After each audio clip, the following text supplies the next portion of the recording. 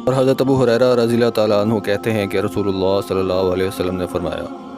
اللہ تعالیٰ فرماتا ہے کہ ابن آدم مجھ کو جھٹلاتا ہے اور یہ بات اس کے شایان نہیں، اور میرے بارے میں بدگوئی کرتا ہے، حالانکہ یہ اس کے لیے مناسب نہیں ہے۔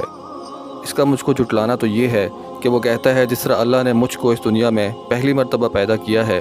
اسی طرح وہ آخرت میں مجھ کو دوبارہ ہرگز پیدا نہیں کر سکتا، حالانکہ دوبارہ پیدا کرنا پہلی مرتبہ پیدا کرنے کے مقابلے میں مشکل نہیں ہے۔ اور اس کا میرے بارے میں بدگوئی کرنا یہ ہے کہ وہ کہتا ہے اللہ نے اپنا بیٹا بنایا ہے، حالانکہ میں تنہا اور بے نیاز ہوں، نہ میں نے کسی کو جنا ہے اور نہ مجھ کو کسی نے جنا، اور نہ کوئی میرا ہمسر ہے۔ اور ابن عباس کی روایت میں اس طرح ہے، اور اس انسان کا مجھے برا بھلا کہنا یہ ہے کہ وہ کہتا ہے کہ اللہ کا بیٹا ہے،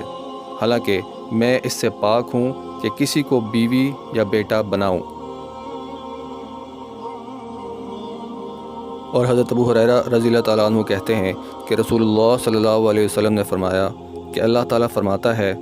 ابن آدم مجھے تکلیف دیتا ہے، اس طرح کہ وہ زمانے کو برا کہتا ہے، حالانکہ زمانہ کچھ نہیں، وہ تو میں ہی ہوں،